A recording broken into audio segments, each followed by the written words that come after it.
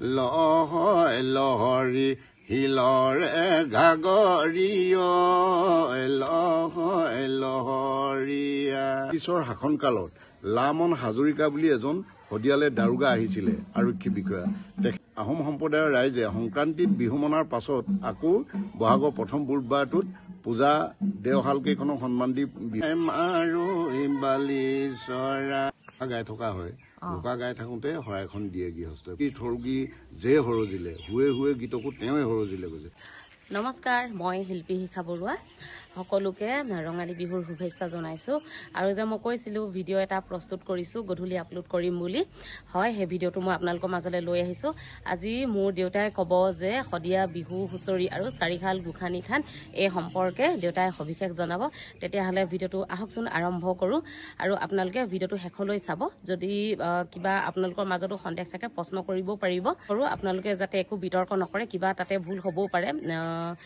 দেউতাই যিখিনি কথা কৈছে কাৰোবাৰ মতৰ অমিল হ'বও পাৰে, আপোনালোকে যাতে বিতৰ্ক নকৰে। এটা মই শদিয়া বিহু সম্পৰ্কে অসমৰ বেছি সংখ্যক লোকেই নাজানে কেলেনো মঙলবাৰে উৰুকা বুধবাৰে বিহু পতা হয় শদিয়াত।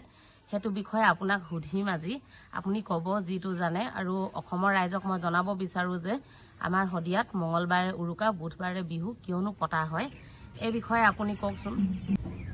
ইয়াৰ ঐতিহাসিক ভিত্তিটো এনেকুৱা ধৰণৰ যে আমাৰ শদিয়াত চাৰিহাল গোসানী থান আছে, সকলোৱে জানে। চাৰিখন দেওশাল আছে। এই দেওশাল কেইখনত প্ৰথমতে পাতৰশাল আৰু বুঢ়াবুঢ়ীত পূজা মাৰে। বহাগৰ প্ৰথম বুধবাৰটোত বুঢ়াবুঢ়ী শালত পূজা মৰা নিয়ম ঐতিহাসিকভাৱে চলি আহিছে।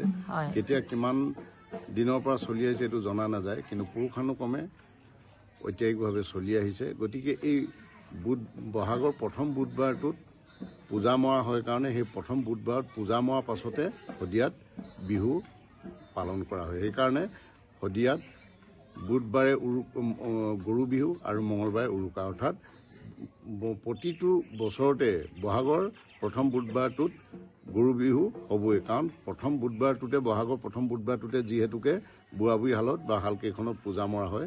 কিন্তু গোটেইকেইখন শালত নহয়, বলিয়া বাবা, কেঁচা খাটি, কেতিয়াবা পিছো পৰে, কিন্তু প্ৰথমতে পাতৰশাল আৰু বুঢ়াবুঢ়ীতে পূজা মৰা হয়। এইটো বহাগৰ প্ৰথম বুধবাৰটোত হ'বই লাগিব। এইটো ধৰাবন্ধা, এইটো মানে ধৰ্মীয় এটা পৰম্পৰা চলি আহিছে। সেইটো কাৰণে বহাগৰ প্ৰথম বুধবাৰটোত গৰু বিহু মনা হয়। আৰু যিহেতু বহাগৰ প্ৰথম বুধবাৰটোত গৰু বিহু মনা হয়, সেইকাৰণে তাৰ আগদিনা অৰ্থাৎ মঙলবাৰে উৰুকা এইটো স্থায়ী হিচাপে হৈ গৈছে যে মঙলবাৰে উৰুকা বুধবাৰে বিহু। কিন্তু এই পৰম্পৰাটো কেতিয়াৰ পৰা হৈছে জনা নাযায়। আমি জ্যেষ্ঠসকলৰ বয়োবৃদ্ধসকলৰ মুখত শুনা মতে প্ৰায় আজিৰ পৰা 130 বছৰমানৰ আগলৈকে শদিয়াৰ আহোম সম্প্ৰদায়ৰ লোকসকলে সংক্ৰান্তিতেই বিহু মানিছিলে।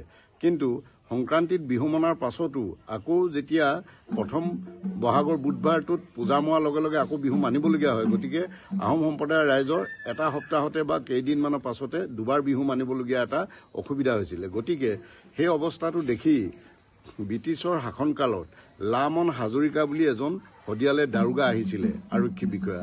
তেখেতে গোটেই কথাখিনি চালি জাৰি চালে আৰু শদিয়াৰ বয়োবৃদ্ধসকলৰ লগত আলোচনা কৰি দেখিলে যে আহোম সম্প্ৰদায়ৰ ৰাইজে সংক্ৰান্তিত বিহু মনাৰ পাছত আকৌ বহাগৰ প্ৰথম বুধবাৰটোত পূজা দেওশাল কেইখনক সন্মান দি বিহু মানিবলগীয়া হয়। গতিকে এটা সপ্তাহতে দুবাৰ বিহু মানিবলগীয়া এটা অসুবিধাৰ সৃষ্টি হৈছিল। গতিকে তেখেতে এটা চিন্তা কৰিলে যে ইয়াৰ এটা স্থায়ী সিদ্ধান্ত কৰা হওক।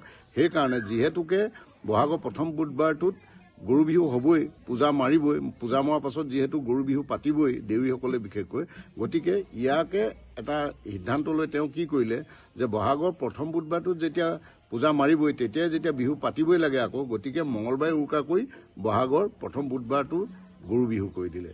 তেতিয়াৰ পৰা এইটো প্ৰচলন হৈ আহিলে। কিন্তু লামন হাজৰিকাই যেতিয়া চাকৰি শেষ কৰি শদিয়াৰ পৰা গুচি যায়, তেতিয়া আকৌ আমাৰ আহোম সম্প্ৰদায়ৰ গাঁওবোৰত আলোচনা কৰি আগৰ মতে যাব বিচাৰিছিল বুলি আমি শুনিছোঁ যে সংক্ৰান্তিত বিহু মানো বুলি। কিন্তু এইটো শুনা যায় যে যিবাৰ সংক্ৰান্তিত বিহু মানিব বিচাৰিছিলে সেইবাৰ প্ৰাকৃতিক দুৰ্যোগ, বহুত ডাঙৰ ধুমুহা, বৰষুণ, বজ্ৰপাত এনেকুৱা ধৰণৰ হ'ল প্ৰকৃতিৰ কাৰণত। আৰু তেতিয়া আকৌ বুঢ়া মেতাসকলে আলোচনা কৰিলে যে আমি সংক্ৰান্তি বিহুলৈ আগুৱাই যোৱাৰ কাৰণে মঙলবাৰে উকা বুধবাৰে বিহু এই পৰম্পৰাটো এৰাৰ কাৰণে হয়তো চাৰিহাল গোসাঁনীয়ে মনত দুখ পাব পাৰে গতিকে সেইকাৰণে আজি এনেকুৱা ধৰণৰ অৱস্থা হৈছে প্ৰাকৃতিক দুৰ্যোগ হৈছে গতিকে আমি পুনৰ মঙলবাৰে উকা বুধবাৰে বিহুটোকে বাহাল ৰাখিব লাগে বুলি সেইটোকে আকৌ বাহাল ৰাখিলে বুলি জ্যেষ্ঠসকলৰ মুখত আমি শুনিবলৈ পাইছোঁ